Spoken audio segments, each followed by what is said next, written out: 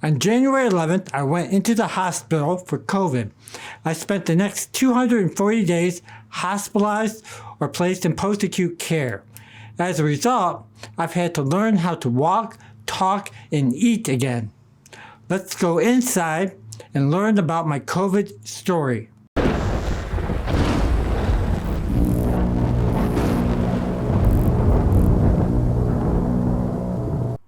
Welcome back to Blade Insider, where we discuss all things knives. I've not published any new content for the past 9 months. I'm going to use this episode to explain what happened during my absence from YouTube. But before we get into this explanation, consider subscribing to this channel. We're building a community of knife fans, and we need you to join us. We put out new content weekly, so be sure to come back and watch. And ring the bell to be notified of our new videos. During 2020, COVID remained a big mystery. It affected people differently. I heard all about cases where the infected did not exhibit any symptoms. It mostly affected the elderly with serious cases of the disease. This led me to believe that I could have had COVID and didn't know about it. That all changed in 2021. On January 2nd, I began not to feel well. It was minor at first. I took the rapid COVID test and the result was negative. Even though I had a negative result, I stayed home from work that week because I felt progressively worse. I took the PCR test on January 7th. This test was positive for COVID.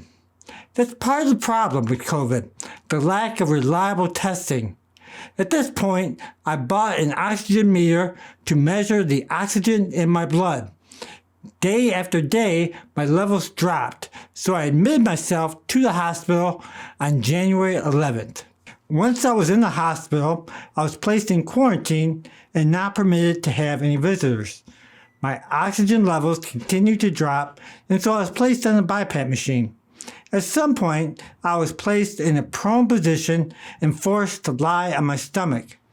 But the worst part was that the doctors would not give me anything to drink. I felt that I was in a desert with no water and all alone. I believe this loneliness is a big factor in the death rate of COVID. I lay on my stomach and went without water on the promise from the doctors that I could avoid intubation. Intubation is a procedure that is used when you can't breathe on your own. The doctor puts the tube down your throat and into your windpipe to make it easier for air to get in and out of your lungs. A machine called a ventilator pumps in air with extra oxygen. I believed that if I was intubated, I would die. Towards the end of January or early February, I was told that my oxygen levels were dangerously low and that I needed to be intubated. I sent out texts to people that I needed to make amends to because I did not think I would have the opportunity again. I was intubated and the doctors placed me essentially in a medically induced coma. I have no memories from the end of January through the middle of March. After I was taken off the ventilator, I was given a tracheotomy. This entailed putting a hole in my neck and sticking a tube down it. Again, I have no memory of this. It was during this time that I was given my last rites. That's a pretty sobering thought in having a priest pray for your soul. What I do remember from this time was very vivid dreams.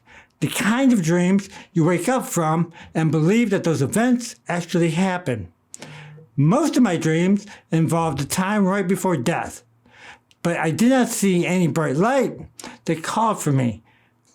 Something common in these dreams was that I was pretty immobile. It was like I weighed 800 pounds and couldn't get off the couch. Once I awoke, my body felt like it was paralyzed. I could not lift my arms or legs.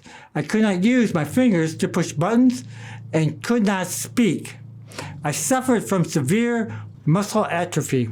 Few people realize how frustrating it is not to be able to speak. I would have to point to letters on a board and spell out what I wanted. I had no patience for that. While being placed on a ventilator was traumatic, getting weaned off oxygen was even harder. Over a long period of time, my respiratory therapist would lower both the volume of air going into my lungs and the amount of oxygen I could take in. This would replicate the feeling of drowning. I would lay in my hospital bed in the dark, grasping for air. I would plead with the therapist to turn up the air, but they would never do it. One night, it got so bad that my heart rate shot up to dangerous levels, and they put me into a medically induced coma for a short time. It took many months to be completely weaned off of air. I had several complications during my hospitalization, including a pneumothorax. This is the presence of air in the pleural space around the lungs, or essentially a punched lung. This resulted in the placement of 3 chest tubes into my lungs. This was in addition to a tube into my stomach and one into my small intestine. I honestly thought that I was going to die when I found out I would have to go on the ventilator. I was given my last rites and had my lawyers prepare a will. It truly took a village to save my life. First, I have to thank my wife, who showed up every day to the hospital, even though she should have stayed home with her own medical issues. It's a debt that I'll never be able to repay. My family was a great help, and they offered to give me the shirts off their back if I needed it. Also, my friends checked in on me constantly. I had an army of doctors and nurses who essentially saved my life. They are the heroes in this war against COVID. My fight against COVID is not over. Spending 240 days in the hospital takes a toll on your body. I lost 75 to 100 pounds. I suffered from muscle atrophy, which resulted in me having to learn to walk and speak again. I was not able to sit up at the side of my bed until mid-August. I've had intensive therapy now and move to strengthen my muscles and for speech. The million-dollar question is what do I think about people who refuse to get vaccinated? At the time I caught COVID, the vaccine was only available to first responders. Had it been available to me, I probably would have taken it soon after I was able to. I am vaccinated now. I understand that we need booster shots, and there are breakthrough cases of COVID that hit the vaccinated. Vaccinated people still die from COVID, but the math is heavily in your favor if you get vaccinated. It's likely that my COVID infection would not have hit me as hard as it did had I been given the vaccine. I spent 240 days in the hospital, and the remainder of this year will be spent in outpatient therapy. That is a year of my life gone. But a year lost is better than the alternative if the alternative is death. I believe that those who refuse to get vaccinated are fools. The vaccine is free and widely available. There's no excuse not to get vaccinated.